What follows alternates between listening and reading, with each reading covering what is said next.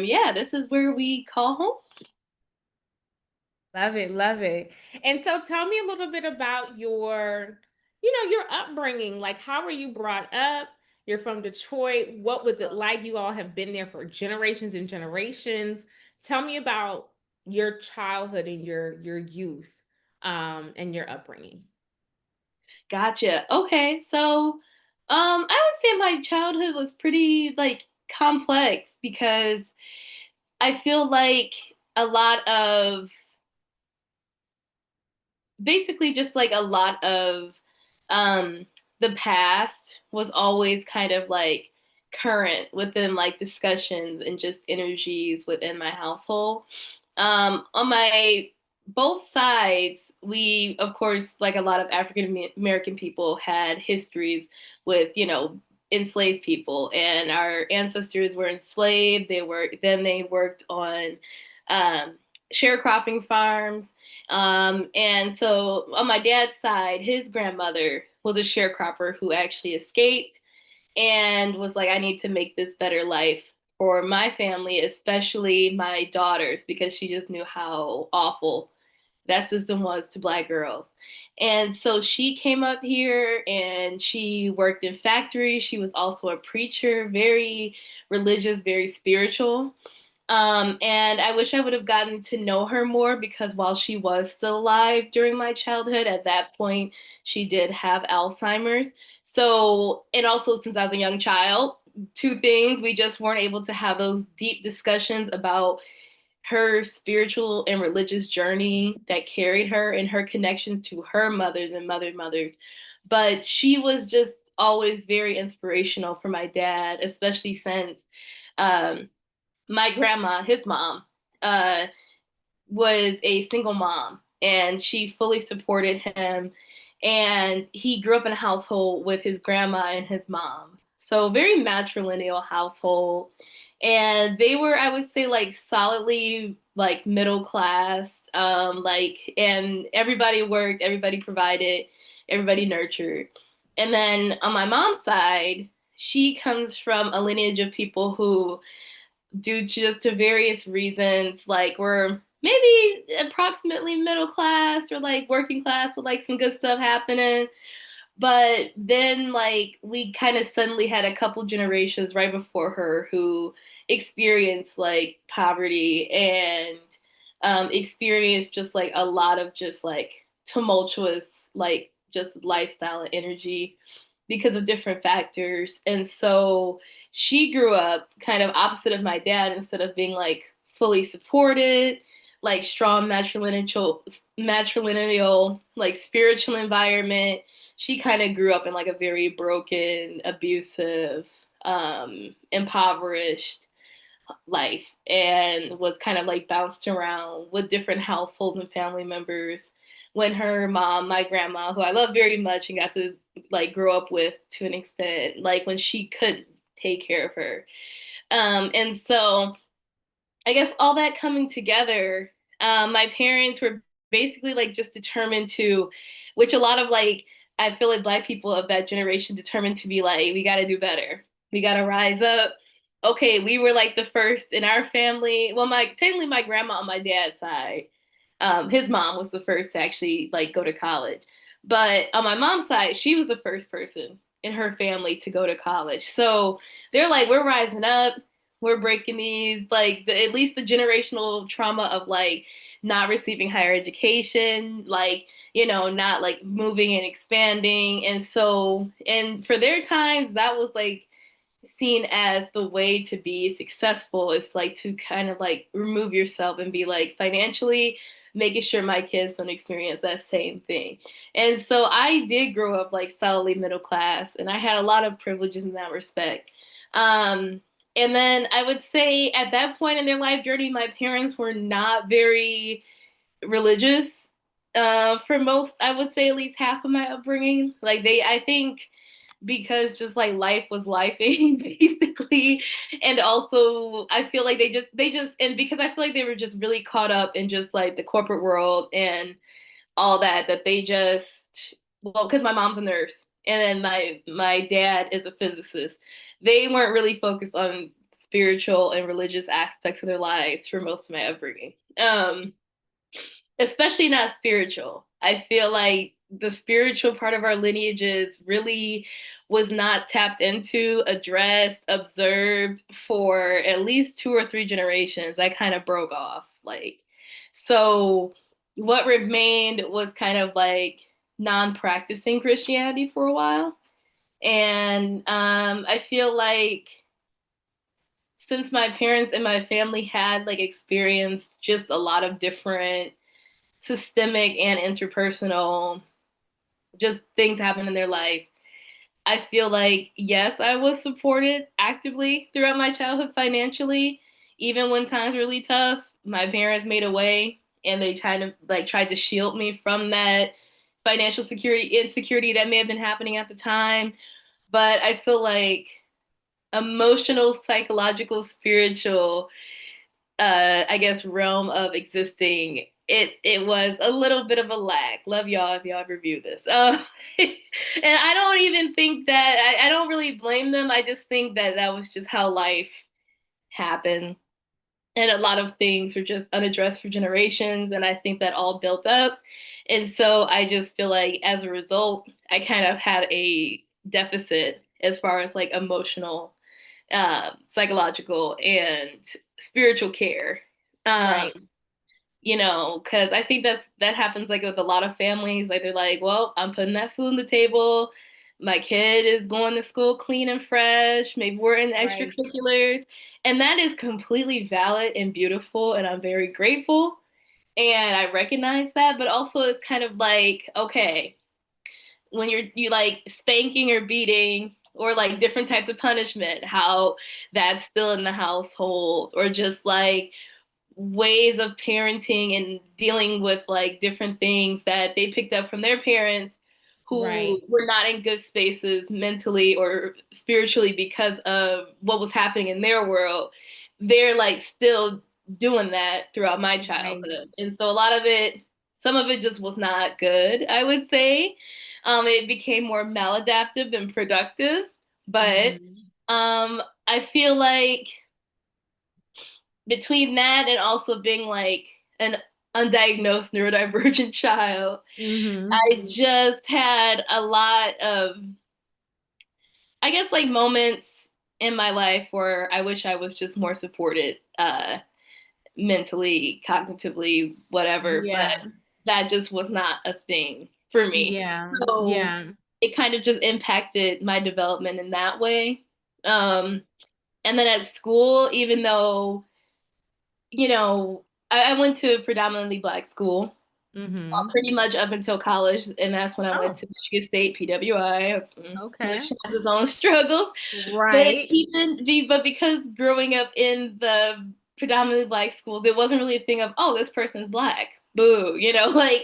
But there was a thing of, oh, she's darker, she's fat, Mm-hmm. she's Mm-hmm. weird, quote unquote, which the Mm-hmm. weird was just me being like neurodivergent, but they're like, oh, she's weird. Something about her is not like the others.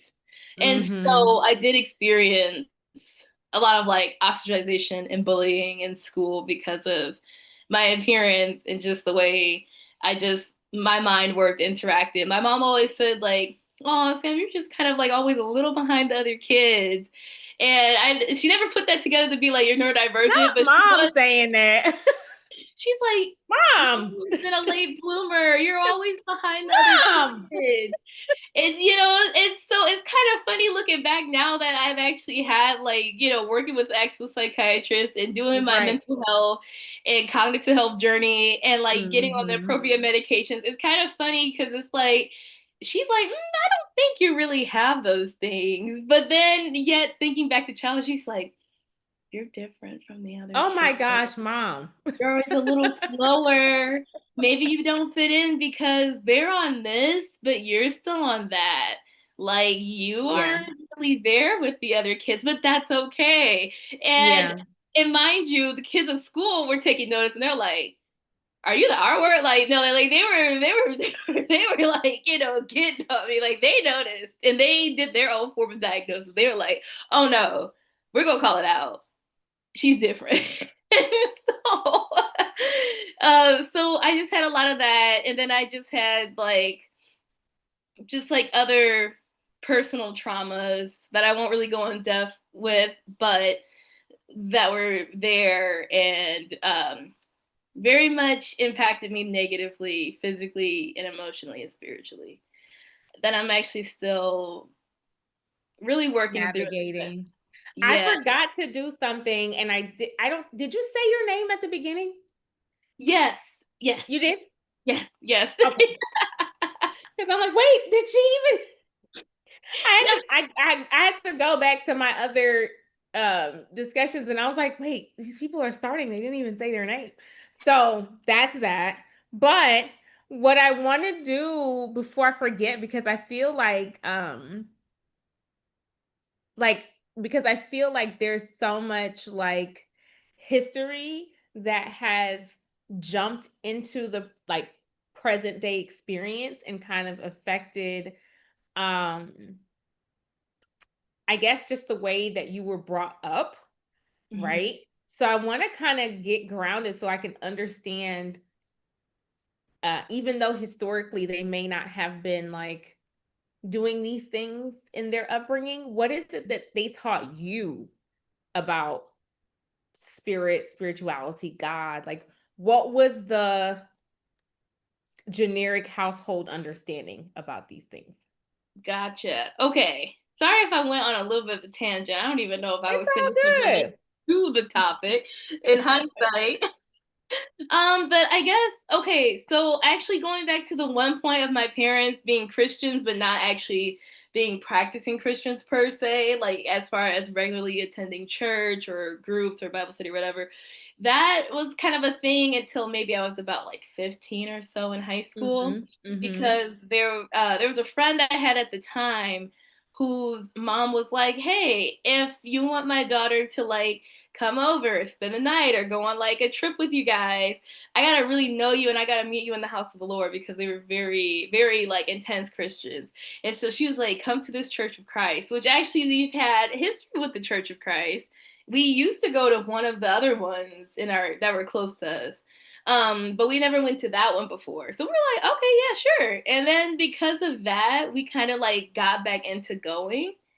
And my mom actually is the type of person, because she's just on her grind and because I feel like of her poverty trauma, she's the type to work 7 days a week. And that was one of the big reasons we didn't go to church, because she'd be at work during the week, sometimes also working in the evening, and then she'd go and work on the weekends. She was like, "Oh no, I'm not going back." And nothing will stop her. She's working 3 jobs. She's going hard every day. So she actually like kind of actually did make her shift a bit to be like, actually, I need to be off or available on Sundays. I think I've been missing this spiritual enrichment, like, because she grew up with her grandparents when she did stay with them being like, okay, get up early. We're going to church. We're going to be at church the whole entire day. Like, get prepared. We're going in at 8 a.m. and we won't be coming out of this church until 7 p.m. Period. So because of that, I feel like she kind of was just like, I ain't doing that no more. Like when she got Right. older, but then Right. she couldn't do it because then she just started working like nonstop throughout her whole adult life. And Mm-hmm. so she actually did kind of like that actually did take her back a little bit from constantly overworking herself, like that spiritual engagement. It kind of did Mm-hmm. make her shift, which I think actually was really powerful because I was like, Mom, I can't be you always work. Like we're at dinner, she's on the phone. We're doing something, she's on the computer. We're on a vacation, she's constantly working. I basically actually grew up in her clinics that she would manage because she was always at work and I would be there right after school all the way until like 9, 10 o'clock. Wow. I'm helping with closing. So, she was like, oh, we all working. So I'm working there too. But basically that kind of drew her back. My dad, it put him Mm-hmm. back in it because even though he had a, extremely spiritual and religious grandma, he also kind of removed himself. And even though Mm-hmm. he does not believe in working all the time nonstop too hard. That's not his ministry. But Right.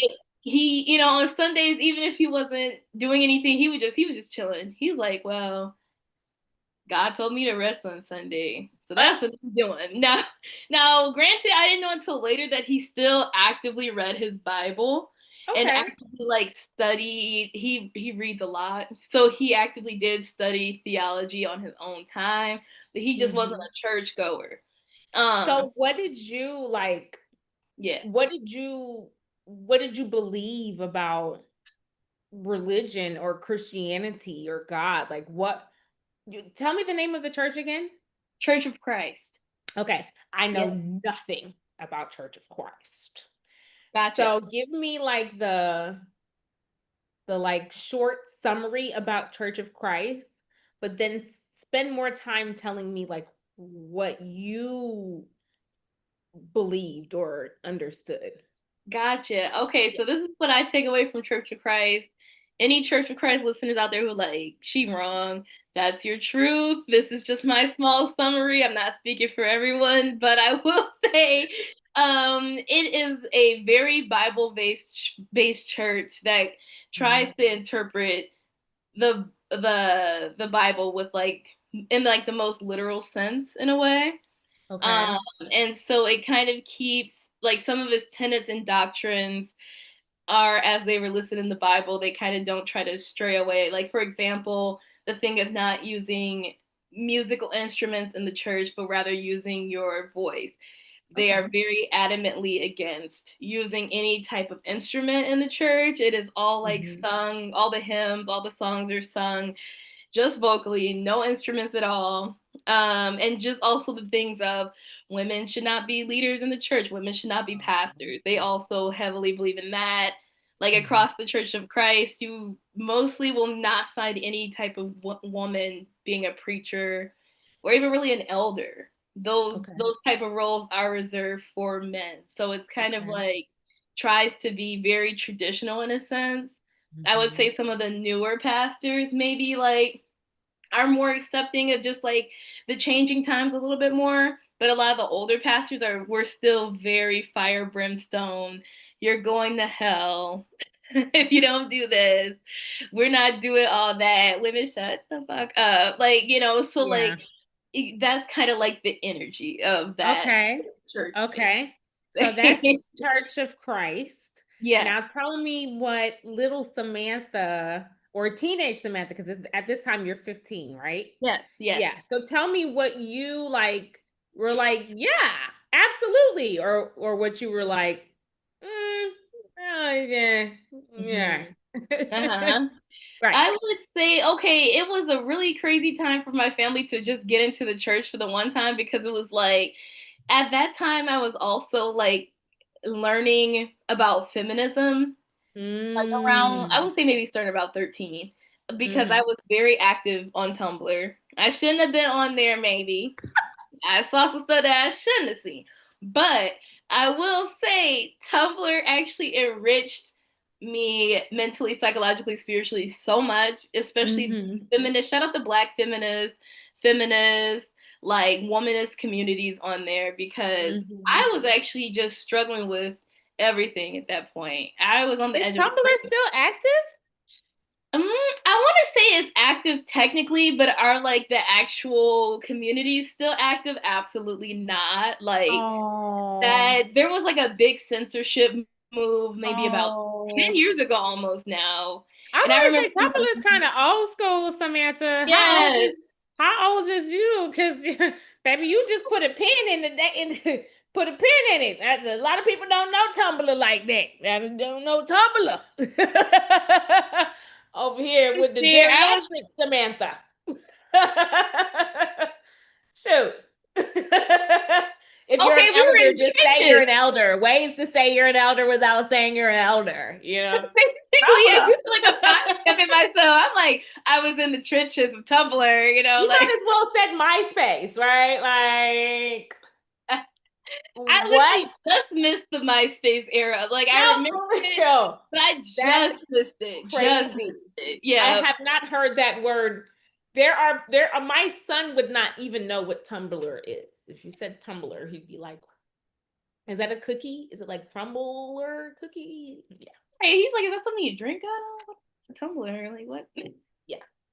So you were on Tumblr, and Yeah. through your interactions and um with the communities there, the womanist, feminist, Black feminist communities, you were able to come up with your own doctrine or your own belief system. Yes. Tell me what you believed at that time to be true. And tell me what you believed at that time to be true in juxtaposition to where religion was concerned. What did you believe? Yeah. Yes. So the thing is, I feel like I like to examine at this point every wave of feminism, and I feel like that fourth wave, like digital, like exploration of sexuality, feminism was extremely important. And Mm. I feel like it was extremely important. I also feel like I have a little more critiques now as an adult, but not getting into all that. Generally speaking, I would say I my parents, I wouldn't say they were ultra conservative, but I would say they were kind of like, I guess with like the majority of being like, oh, this person's being a slut. This person is Mm. being, this girl's fast, or don't associate with blah, blah, blah, because that's blah, blah, blah.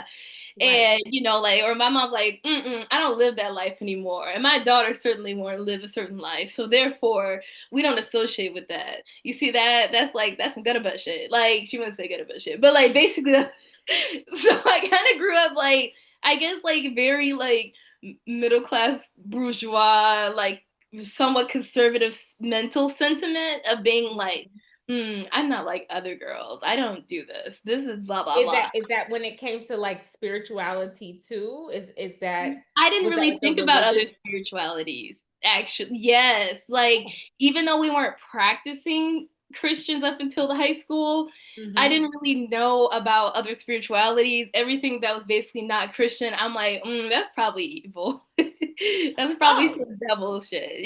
Like, oh, you have every woman who was like a spiritualist, I'm like, witchcraft. Like, that's kind oh, of the energy I was thinking when I right. so I got on Tumblr, and then people were not only talking about like body acceptance, like fat acceptance, seeing Mm. bodies that look like me, hearing about like the impacts of colorism, the impacts of all these other isms, and me being like, oh my God, that I feel like other people are describing what I've been experiencing my entire life. Oh my Mm. God, I thought I was just like this weird one person who's experiencing this. Turns out, boom, whole field of study. This is something that people have names to for the past few decades. There's been different Yes. waves of women for the past 100 years, like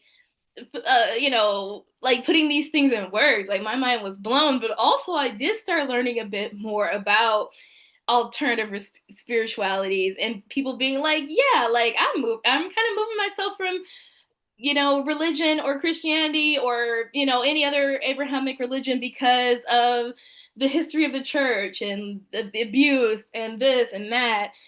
And it kind of, then I got kind of like more into understanding that as well. And because I was not raised in the church at that point, I didn't really like know all the inner workings and all the different things that were happening with people in some people's experience in church. I wasn't really aware, but I was Mm-hmm. like, oh snap. And then at that time, since we were getting more into the church, that's when I actually started hearing in person some of those ideologies, like the conservative ones, especially. Like, one pastor was like in his 80s, he gets up there and he's like, yeah, Hillary's running for president. I would die before I see a woman become a president. Like, that women should not be up there, just like in the church. We're not having that. And you know who else is wrong? The gays. Like, he's like going in. He's like, all these people are going to hell. There should not be women in leadership. There should not be gay people walking around here. They should not be Mm. effeminate people. I don't Mm. like that. I don't like that at all. And you know what? This Samantha, person, I am tripping because I feel like you being exposed to like both of these things simultaneously would be like a hotbed of confusion. yeah, Because it's like you're just now starting in this church journey and you're yes, just now getting experience to the world outside of church. What yes. did you believe? Like what were you like, okay, I got this on one hand, this on the other hand. I believe this. What did you believe? Yes. At the time, I actually became very anti-God, very Mm. anti-Christianity You just because got there. How could I you did, right? just you just arrived on the scene? How could you arrive and not like the guy? You just got there. How?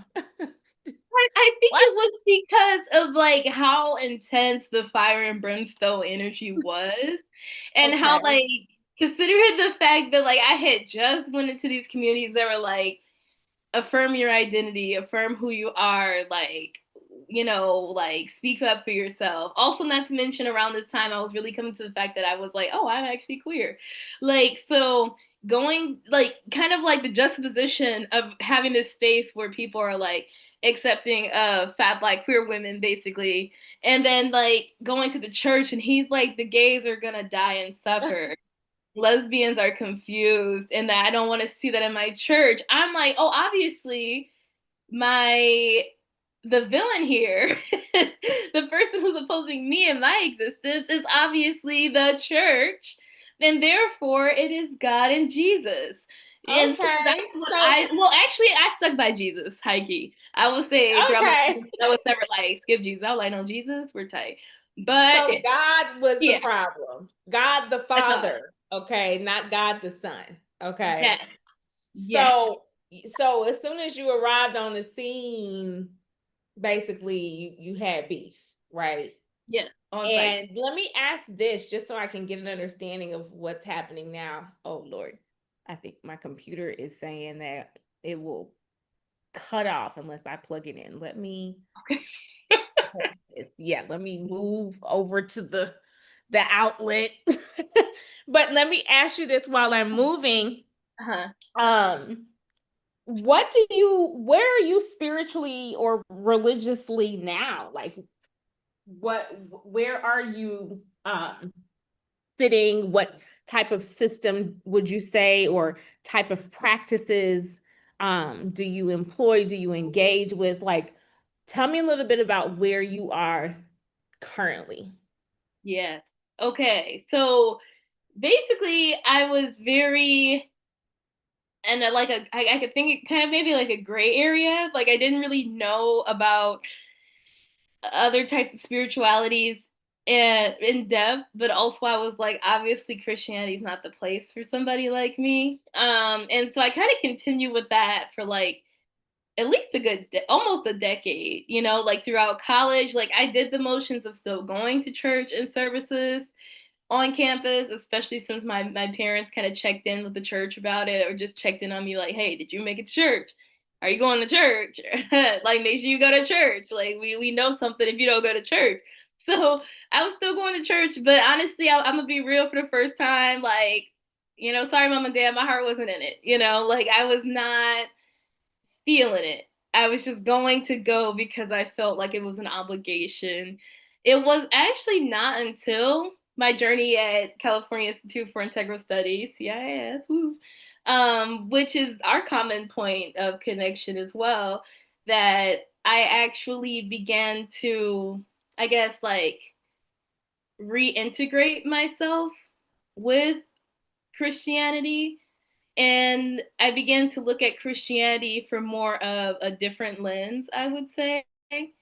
Um, so I feel like when in like the women's spiritualities program, since there was so much conversation and courses and literature about feminism and Christianity, or feminism in Islam, or feminism in Judaism, or feminism in whatever other religion, it exposed me to thinkers and activists who basically did not forego their spirituality or their religious beliefs in order to become, like, I guess, more like emancipated or more like activist focused. Like I Mhm. kind of think before then I was very all or nothing. I was Either like, or. okay, yes, I'm like, I can't Mhm. be a feminist or a womanist and be And like, be Christian. exactly. I didn't Mhm. think there was really a place because I'm like, everything is contradictory. But the more I read about Christianity from a feminist lens and just generally Mm. expanding just my mind about spirituality and religion, I guess in general, I was like, oh my God, There is a space. So I actually my CIS journey, which began what in 2023-ish. Yeah, Mm-hmm. that Mm-hmm. actually was like kind of like a like my reborn. This has been my reborn stage, I feel like. It has Okay. actually led me to just doing so much inner work and healing and just reconnection with part of myself that had been dormant for Mm. like decades at this point. Mm. And just also just even up with my like therapy and mental health journey, especially within the past year, just so much. Just so much evolution, so much change, so much healing work has been done. And I'm just really grateful that my spiritual team as a whole, which gonna break down spiritual team in a second.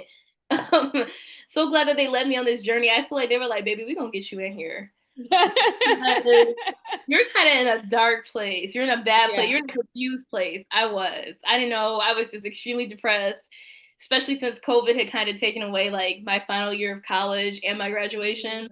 And then Mm-hmm. like I was just, of course, like most people, just extremely isolated for a good couple of years, and just like Yeah. it was just a very dark period for me mentally. And I just really just was not seeing any hope. I was not seeing any way out. I was like, why the fuck am I here? You know? Yeah. And that's not even the first time I've had that why the fuck am I here moment, because I also used to think that a lot in middle school and high school as well. But it Yeah. was coming back tenfold. And so I would say one of the big things with CIIS, it was actually through a Motherline project. In my Mm-hmm. first semester I was here in Mm-hmm. Dr. Williams' class, that Mm-hmm. we had to look in depth about the women in the past few generations of our family, their stories, and how it led us here presently. Yeah. And that project, I I would need to say, look at those recordings. You still have those recordings? Are they still listed on the Canvas platform? you know That's what? It might be. we'll go through that because I didn't get to take Dr. Williams' class when she was Dr. Yes, Williams classing. yes. So Oh my I God. feel like I missed that. So I'm good. We're gonna work it out. But yeah, Okay. I Her. because I paid for that. I paid for Yes, yes, that. exactly. And you Yeah, should be able to access it. Period. exactly. What are we Period. talking about? So yes. All right, continue. So you took the Yes. Motherline course, which is about tracing your matrilineal lineage. Yes. And Mm-hmm. oh my God, that was actually a huge catalyst point for everything for me. Mm. Because even though I had heard the stories of my grandmothers on both sides growing up, my mom is very much a proponent of, which I wouldn't suggest as a parent, but she's very much a proponent of young child, sit at this table and I'm going to share all of my interpersonal traumas and the interpersonal traumas of my mother, and how, yeah, how different things led us to be the way we are. And also, by the way, this happened to me at this age. And it took away my time. Like she's very much that. Instead of just get her little therapy or whatever, she don't believe in that. We're still trying to work on it. So I grew up knowing all these stories, all the trauma, all like the fucked up shit since I was like a little girl, right? Mm. For the first time, I thought I was kind of numb to it because I just knew it. I'm like, yeah, that we went through that Right, really bad, right, blah, blah, blah. But I, for the first time when I was presenting it in the class and for our final presentation with that, I literally, my ancestors were in the room. I don't know, maybe it's because they're right. like, baby, you about to tell these stories. I Mm-hmm. felt so much pain and Mm. sorrow. And I couldn't I used to hate crying like in front of people. I still kind of do like if especially in public or people I don't know. I cried profusely throughout Wow. the presentation. In fact, I had to stop for like 10 minutes Wow. and put myself on mute because I couldn't stop sobbing. Like I have never sobbed like that in my entire life. Wow. And Dr. Williams was like, "Hey mama, like it's okay. Do you want to try this again another day? Like this is very triggering for you." And I was like, no, I'm gonna get through it. Even though it took me like a whole hour to get through that shit, I was like, no, like I'm being pushed forward. Like I genuinely feel it push. I can't Yeah. stop. These stories need to be told. Let me just take a few moments.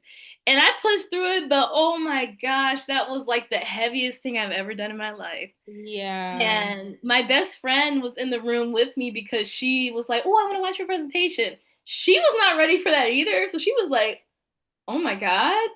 She's like, and then she was actually the first person to be like, "Girl, I think your ancestors were here with us. This room's energy was noticeably different." Yeah. And I think I've never ever seen you have that type of emotional display. I think they were genuinely here with you and in you. Did And did did, those did are their this whole stories.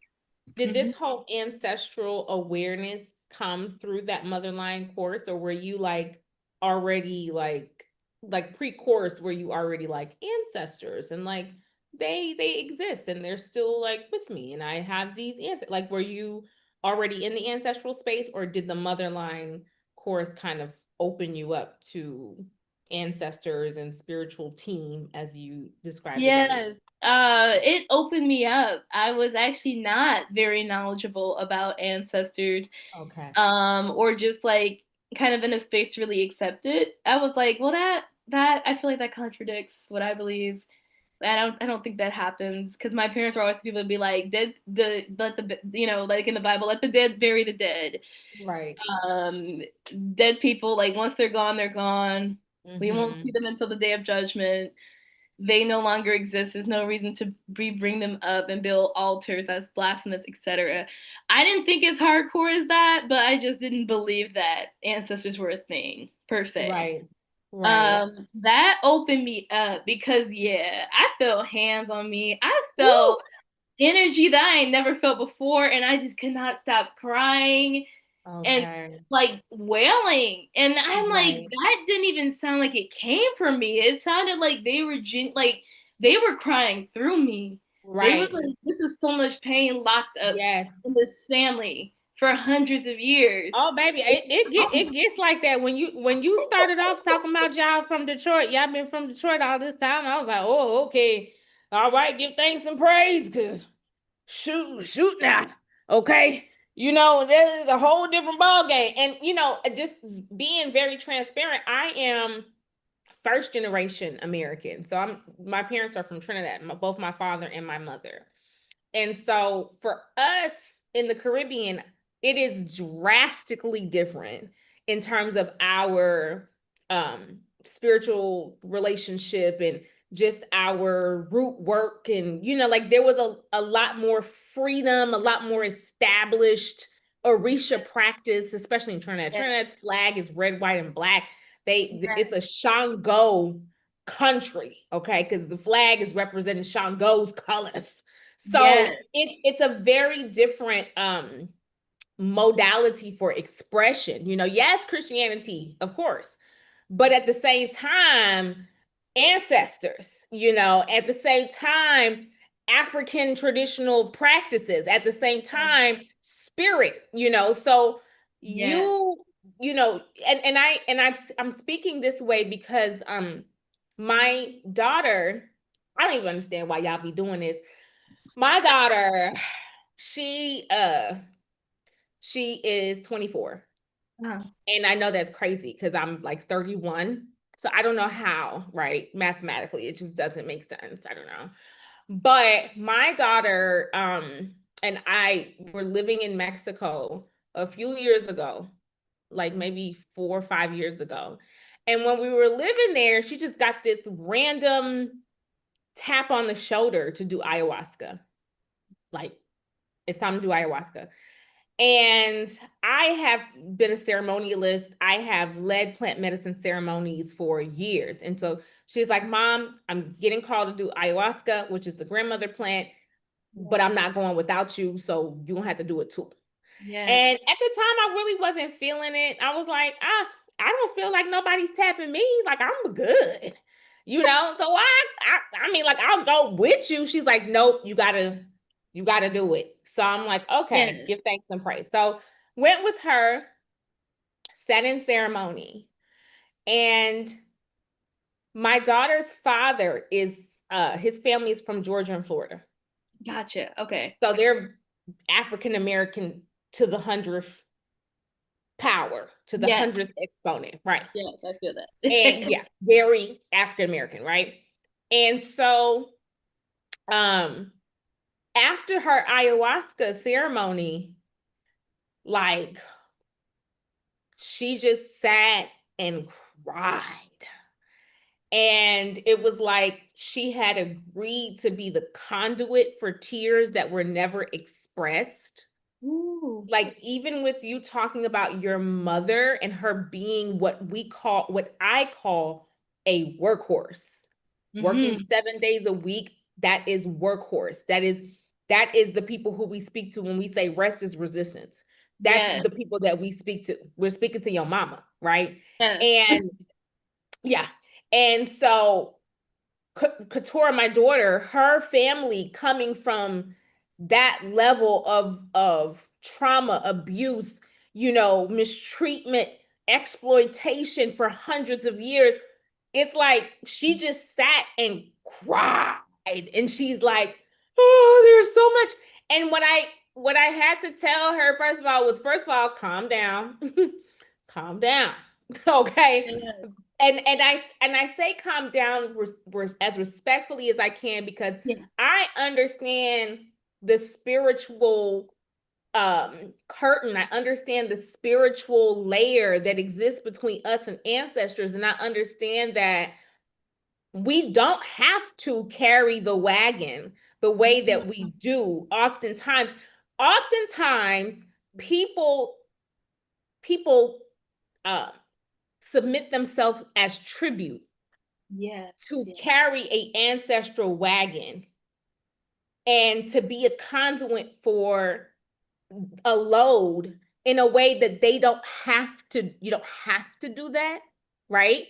um and we do it oftentimes because we've been indoctrinated with the Jesus story, Mm. and then so we become like Jesus for our ancestors, and we Mm. gonna go up on the wood and die on the cross for our ancestors and carry their wagon, and Father forgive them for that. Like we do all that sacrificial stuff is what Yes. we have been indoctrinated to believe. Yes. And as a spiritualist, as a priestess, I see that, and I oftentimes encourage us to note it, to put a pin in that, Yes. not to surrender to it, right? Because it's become a trendy thing. I am my ancestors' wildest dreams. I'm going to suffer on behalf of my ancestors. It's become a thing. It's become trendy to be sacrificial on behalf. And in reality, you don't have to do that. You can live on behalf of your ancestors. You can live on, and that's what I'm saying. You can take Yes. a nap on behalf of your ancestors who couldn't Yes. nap. They couldn't Yes. take no vacation. Have Yes. they ever been to Bali? You could go to Bali on behalf of them. Like, what are we talking about? You want that is you what? You listen, have you Yes. ever been to Jamaica? Go to Jamaica on behalf of your ancestors. Eat some mango. Get a massage under a waterfall on behalf of your ancestors. Exactly. Like, and I Yes. and I think that that's the other side of the coin. Not I think, I recognize that that's the other side of the coin, that we never entered into the indoctrination of luxury. We never entered Yes. into the indoctrination of Yes. abundance. We never entered into the indoctrination of rest. It's never Oh, been that. It's and never I've been. been and I've been doing all that because I'm gonna Give get that. thanks and praise. Okay. Because I mean like, and I hope that that trend tapers off with the millennials. Because I feel like Mhm. them doggone millennials, they were still, trying to do the most and get a My ancestors' star. wildest dream, and they wanted me to go to college, and they wanted me to get the PhD, and the ancestors wanted me to work nonstop. And it's like, did your ancestors say that? But they want you to Did actually they be tell a you that? Just They cut it want out. you to be a wage slave in a society. Like, they want you Listen. to embrace capitalism and have a seat at every table, even though you're not supposed to have a seat Stop. at the table. Stop blaming stuff on y'all ancestors. That's the Maybe your message. ancestors wanted you to break that table down. How about that? Why are we sitting at the table? Why are we sitting at the table that excluded them?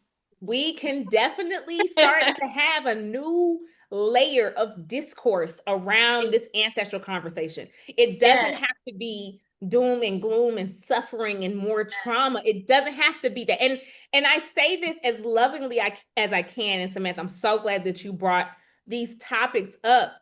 yeah, But I say this as lovingly as I can, that this this thinking, it comes from a westernized society yes. that has also um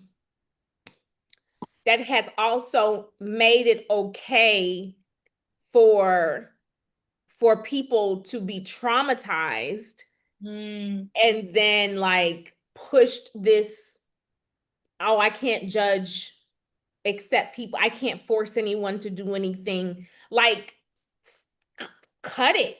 You know, things are things.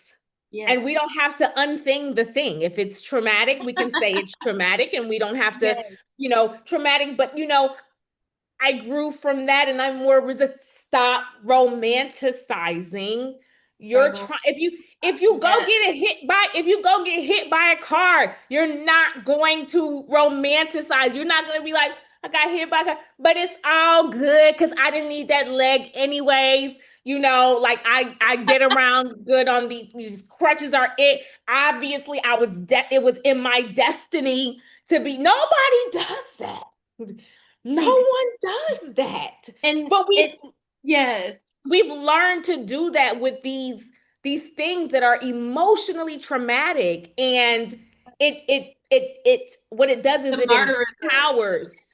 it Yeah. empowers these western philosophies that Mhm. don't even belong to us. Like, that don't belong to me. Exactly. It doesn't, it's not mine. It's not mine. That's yours. Oh, okay, you can have that, but I'm not picking that up because it doesn't belong to me. That's it. Exactly. And now I will say, looking back in retrospect, I actually, even though that was like the big catalyzing moment, Yes. it kind of broke me open to realize, oh, they've been communicating with me for a long Period. time. And that's the other part of it. It's not that you were slated to go up on that cross and get your hands stapled and everything. It's just that this is a buildup because we've been trying to tell you it's some stuff. And we They've been want you trying to to tell release your own. We want greatness. We want you in Jamaica under the waterfall, getting a massage. That's what we want. Yes, and Okay. actually, you know what? Speaking of water, yeah, Maya, I have been Period. learning more about her, and I've been Yes. going to that water. And actually, Oh. water used to, I actually had, growing up, I had a large fear of water.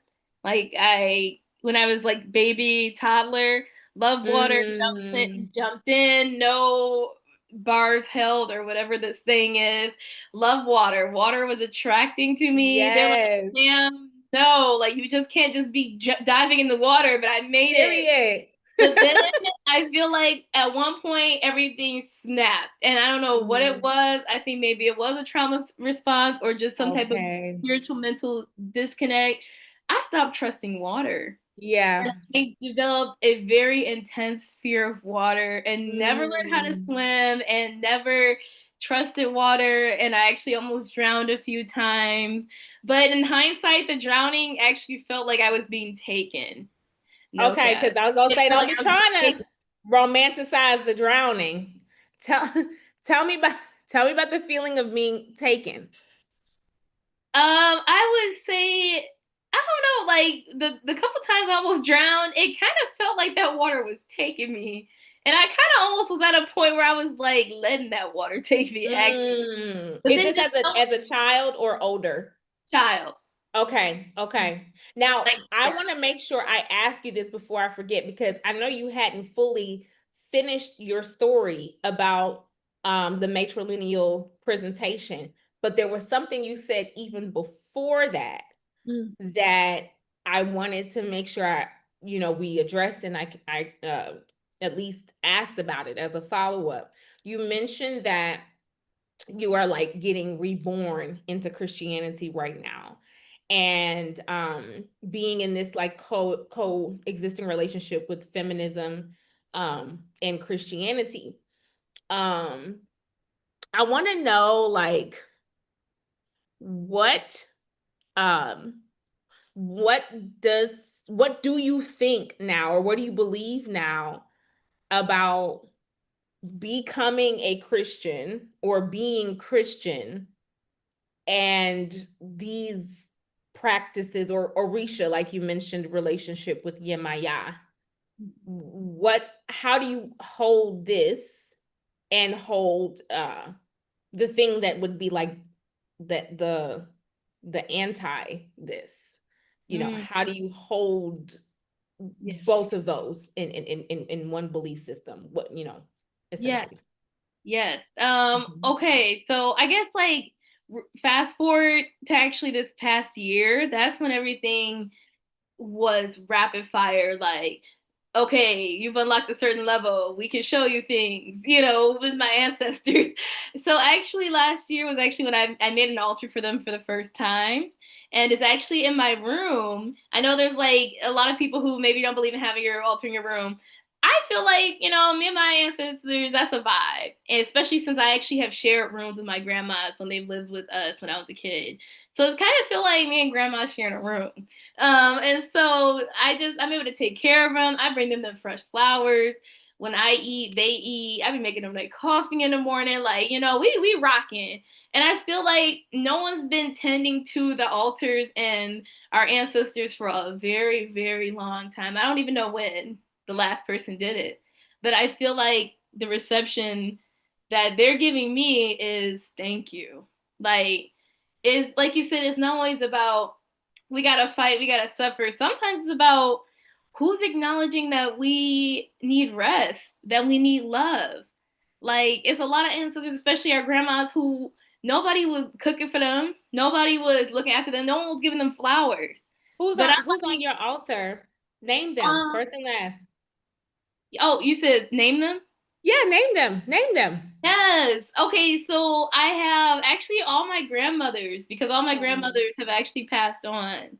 So I okay. have Vivian Carter Brown on there. That was my great great grandmother who was actually the one who passed away. She passed away about 10 years ago, but she Okay. almost lived to be 100. We actually shared a Oh. room together. We're roommates for her final years of life. We took care of her as baby girl. Also, my grandma Karen, we were locked in. Like even though her and my mom had a very tumultuous relationship that was very traumatic on both sides. Yes. Grandma Karen came through and stepped up when I was born. She was like, actually, she's like my chance to be this mom that I never got to be to my daughter.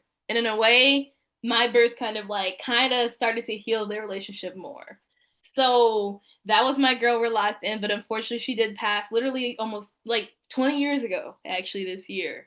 So we didn't get a lot of time together, but the time we did have together, she was very impactful in my life. And then my grandma Mary on my dad's side, Mary Hall, I didn't get to know her very much because she died when I was like probably around 4 or 5. But I know that she loved me so much and was like, oh, that's my baby, that's my yum yum.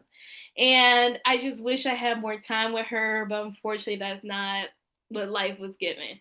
And then I have my grandma, okay, so Mana, who's also Mary the First, that's Grandma Mary's mom.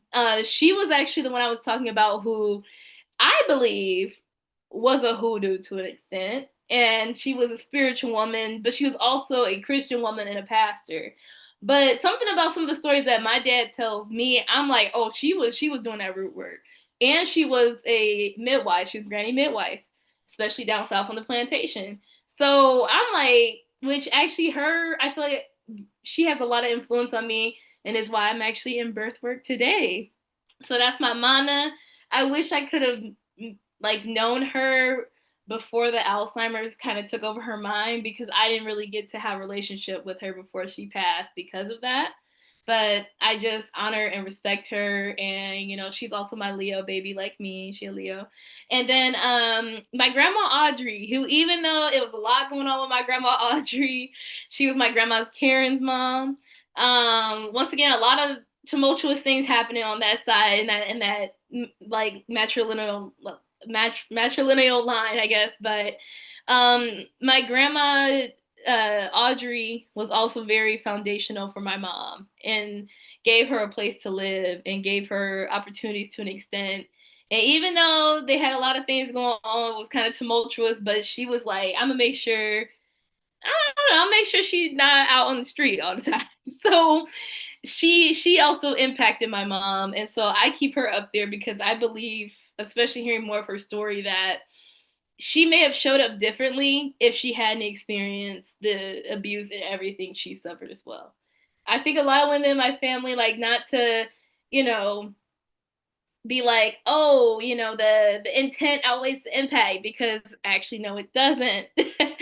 Actually, like, your impact was a lot of hurt, pain, and trauma that me and my mom are still dealing with today. Yeah. But that being said, I'm a firm believer in when there's no one there to break up all that trauma and all that pain, and like there was like no actual return to, I guess, the spiritualism that protected us and healed us for, I guess, centuries before coming here. Hmm. I just feel like I can't completely just be like, oh, like skip these. Like, I feel like they were also very hurt people who carried a lot. Yeah. And And I mean, yes. realistically speaking, everyone, right? Yeah. Yes. There's no human being, something about casting the first stone, ye without trauma Without or whatever. sin, right? I love that. Right? You without trauma cast the first stone. Ye without Exactly. trauma, right? We all, all of us, even Yeah. these people who you look at and you're like, oh, they're rich. Girl, what does it have to do with trauma? Like, what does it have to do with it? It No, exists, exactly that. Exactly that. Yes. So at the end of the day, give thanks and praise for the ancestors who have supported you in Yes. your journey, to finding your way back to self. Yes. And um how does this ancestral practice exist alongside Christianity? That's what I'm still Yes. That's the question I figure didn't out, answer. because I'm Okay. like, Sorry, I is, have ADHD bad, so I can get on tangents. Meanwhile, you're like, girl, you ain't never answered this question. we gonna go back to it when you finish with your tangent. We just gonna we not spinning the block because I'm still here. I'm not driving until, so we're here. Let me know. And very cohesively, because a big part of hoodoo, at least within the context of U.S.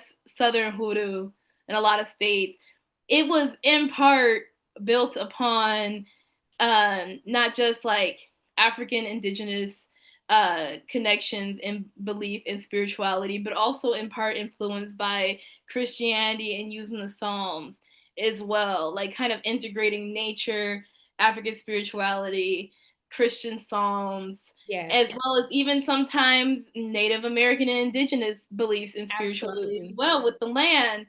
So Hmm. I feel like I think actually hoodoo has been the thing that has united all of these things together to where I don't feel like they conflict. I feel like if my ancestors over the past 100 years or so, or 200, 300, 400 years, were able to exist within the context of the Bible, but also existing within the context of uh I'm gonna work these roots, or I'm gonna do this, or I'm gonna pray to like my ancestors, or I'm gonna pray to the Orishas, or whatever they were doing. I feel like I that if that's good enough for them, that could work for me too. You know, No, I I don't think give there's thanks and really praise for that. conflict, you Yeah. know. And I don't even know what really quantifies someone being like a full hoodoo practitioner. I would say maybe I'm a baby hoodoo. I've been getting Yeah. into hoodoo real deep within the past year, and my ancestors actually gave me a lot of signs that this is actually the path they wanted me to I take. love that, because I'm gonna be honest. when you say I'm finding my way back to Christianity, I was like, but you're hoodoo. That this is how I'm thinking in my head. I know my face is not it's expressionless, so I know you can never tell what I'm thinking. But from the time somebody starts saying that they've been in America for 100 plus years, it's like, oh baby, hoodoo done carried you through. Hoodoo It has entered the has. scene. It has entered the It chat.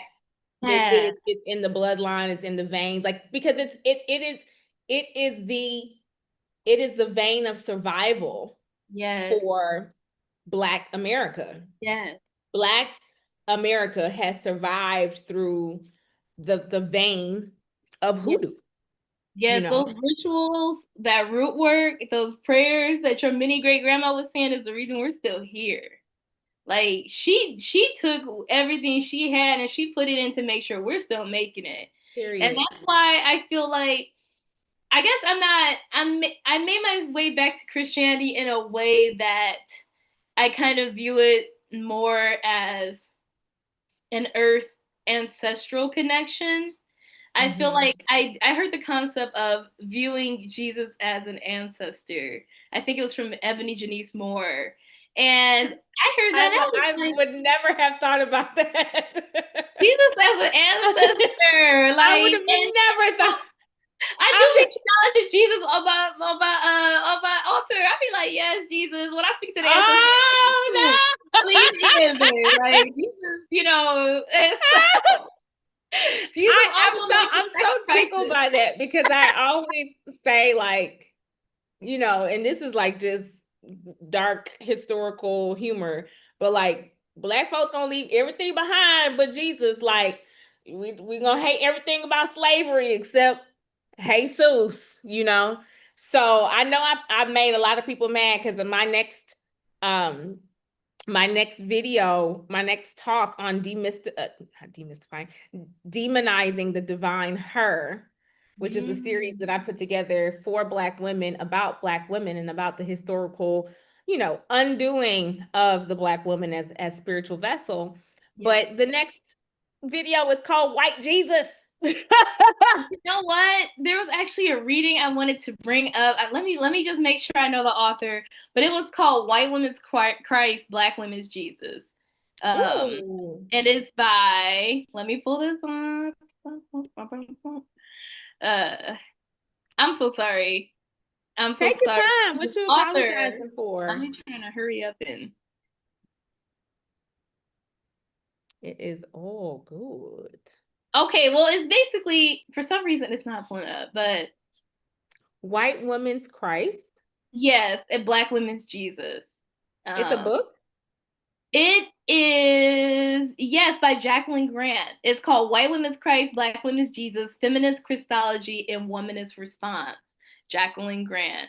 And I didn't read the entire thing, but I have read from it a bit. And I actually loved how she, I guess, like, put together that Jesus for Black women or Black Mm-hmm. people in general is different from the Jesus that the white man and the colonizers have. Jesus Mm-hmm. was kind of like, at least within like, I guess, Black American or even just Black across the diaspora where Christianity has landed. We all know why it landed there is because of, Mm-hmm. Mm-hmm. um, colonialism. But Jesus is usually seen as a figure that is basically kind of like the old feminist figure, the oldest feminist figure. Like Jesus was out there repping and being like, actually, you're not gonna treat my people this way. You're about to Mm-hmm. deliver my people from bondage. Um, Yes. okay, yeah, like she a sex worker, but guess what? That's bestie. Like Jesus has been seen as the figure of, I guess, equity within Black women's Right. doctrine in Like the a prayer. Robin Hood Yes, for the divinity. exactly like Okay, got you. Jesus as an ally, if you will, Yes. to our cause. Jesus as an ally for our spirits, and I really love Ooh. that. Bring it into some different stuff here, but No, I I mean, just I'm just tickled. Like, I am tickled at, first of all, the creativity of Black people. Because, first of all, what?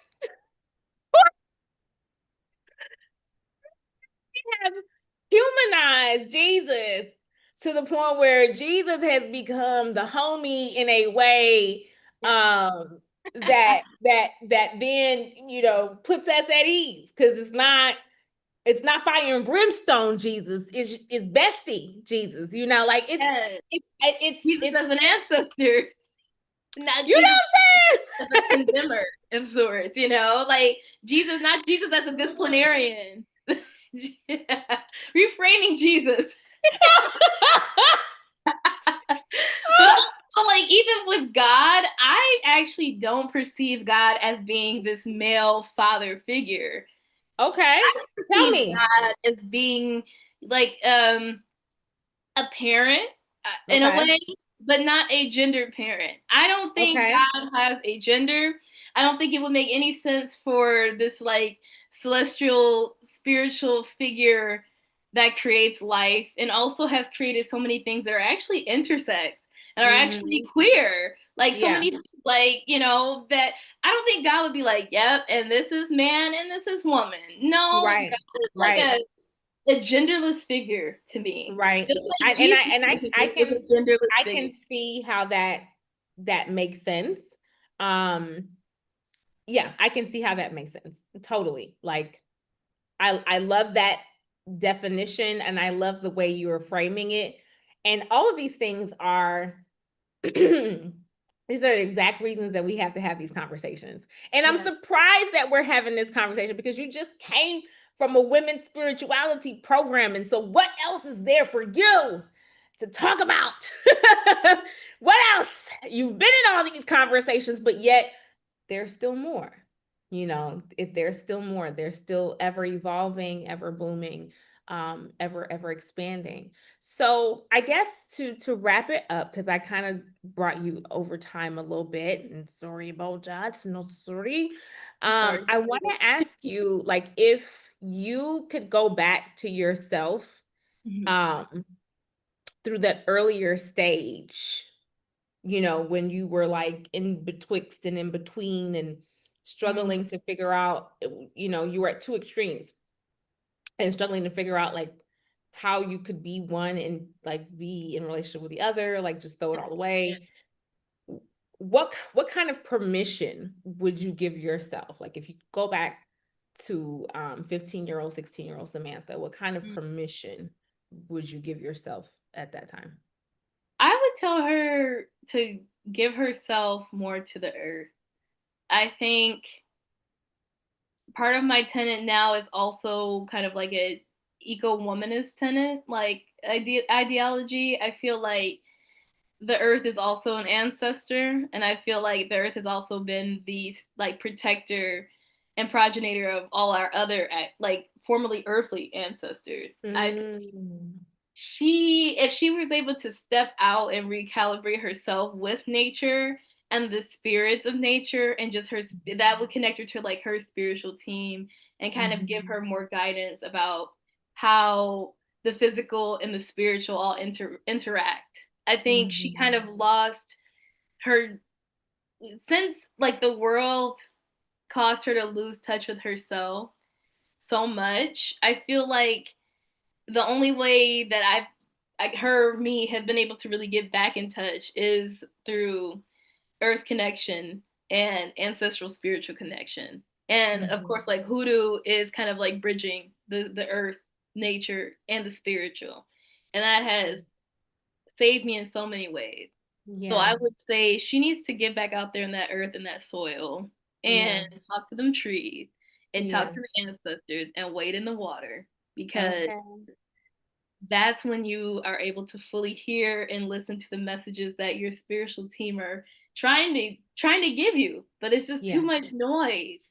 Yeah. It's too much noise a lot of time, like especially living in the city is and just like where you're constantly around people or constantly consumed in media. It's too much Mhm. noise and you're blocking them out and you're blocking yourself out. Right. So step out there and listen to the earth and feel the earth and try to and the earth will connect you back with who you were meant to be. It will connect you Mhm. back with your family and your lineage and all the other spiritual guides that have been here basically around you every single day who are just waiting for you to tap in.